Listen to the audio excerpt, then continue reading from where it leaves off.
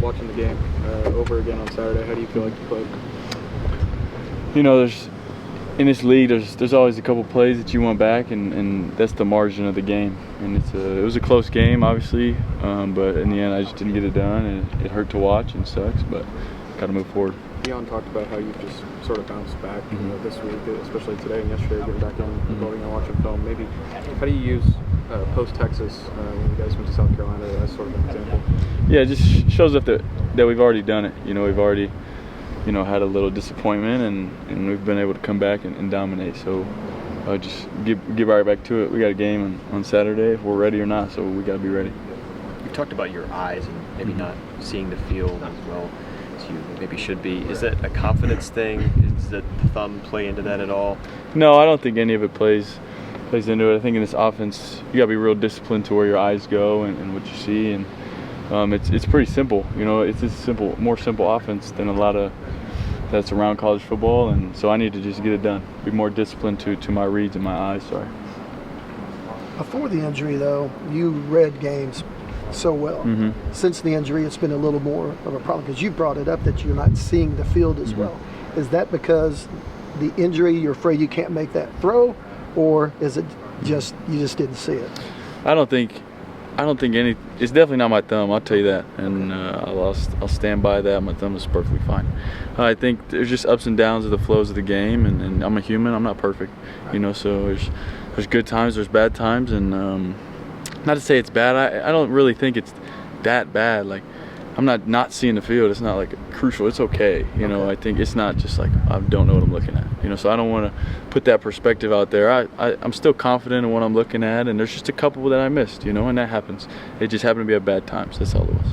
On one hand, 4 really good opponents remaining, but on the other hand, that's an opportunity for you guys to kind of establish yourself back into the conversation. What excites you about that? Just there's an opportunity. I think that's all you can dream for as a man and as a football player. Just the opportunity to bounce back and to play. I mean, even with the loss, like it's fun to play football. You know, it's fun to be in the stand or be with the fans in this atmosphere. It's still fun, you know. And I reminded myself of that yesterday. Like it's still fun, you know, and it's still a great opportunity. I'm blessed to be here. So, John, is there anything that Ben or you and the room can do together as a whole to maybe make it easier for you to see the field in critical moments like that?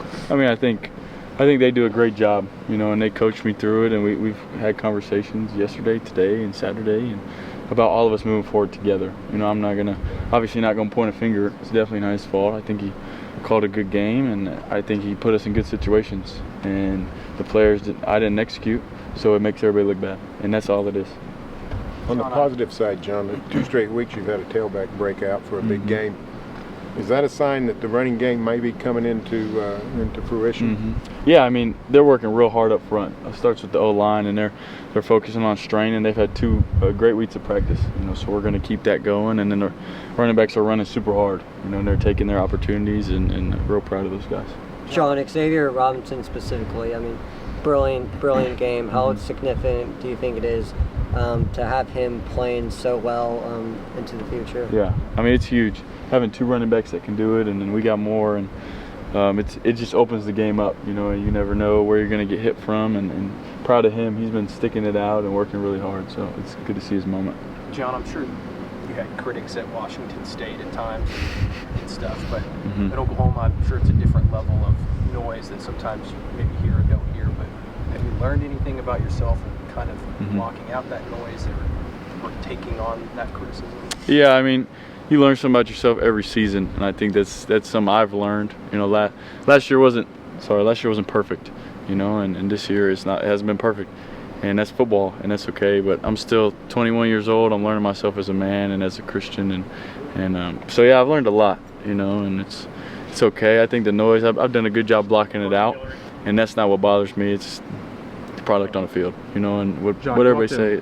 John, you walked in last week with 2 freshman offensive tackles starting on both sides. Just talk about their performance and how they held up against the physical defense. Yeah, I thought they did really well. I'm really proud of those 2, and they stepped up. You know, they jump right in. They're not scared of nothing, and I think that's the biggest thing. You know, they're confident, and everybody's gonna make mistakes, but I thought they both played a really good game.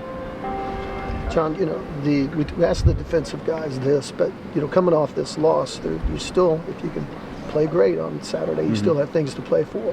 So how did you guys approach today, and offensively, how are you guys approaching the thing today and getting ready for Tennessee? Yeah, I say the same way we always have, maybe just a little more intense. We know how to practice. We're not a bad practice team, I'll tell you that. We practice hard, so we're going to be ready to go. John, it feels like the QB run game last few weeks has been bottled up a little bit more than maybe it was early in the season. Does that aspect of the offense feel any different to you, or do you think that's just a result of defenses making plays? Yeah, I mean, obviously played a lot of good defenses, and I don't know if they key that or not, but they've done a good job stopping it, and it's still there, and I got to make some better reads sometimes, and yeah, I think it's still there. Going into, how much are you looking forward to playing in a stadium like a crowd like that? Have you ever played in front of a crowd that big? No, I haven't, but it's going to be awesome. They're going to be in their cool jerseys, and I'll admit they're pretty cool jerseys, and then it's night game, and I mean, this is every kid dreams about playing in this game on this date, it's awesome. What are some of the challenges of playing in a place that's going to be extremely loud, like it will be on Saturday? I think just keeping your poise, knowing that it's still the game. You got to play to the game. You can't get all caught up in how loud it is, and momentum swings because of the crowd. It's still football. It's 1st and 10, 11 on 11. How about making calls though in that kind of noise? Yeah, you just got to go up to each lineman and really be clear and make sure everybody knows. And it's not a challenge, but it's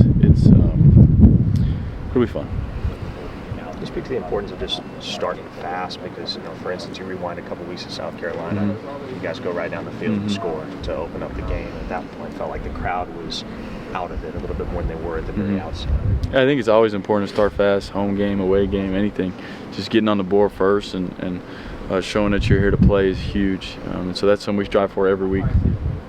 There were a couple drives in the game on Saturday where you guys lost some momentum. You guys go into halftime 3 and out, then you come back out and you go 3 and out again.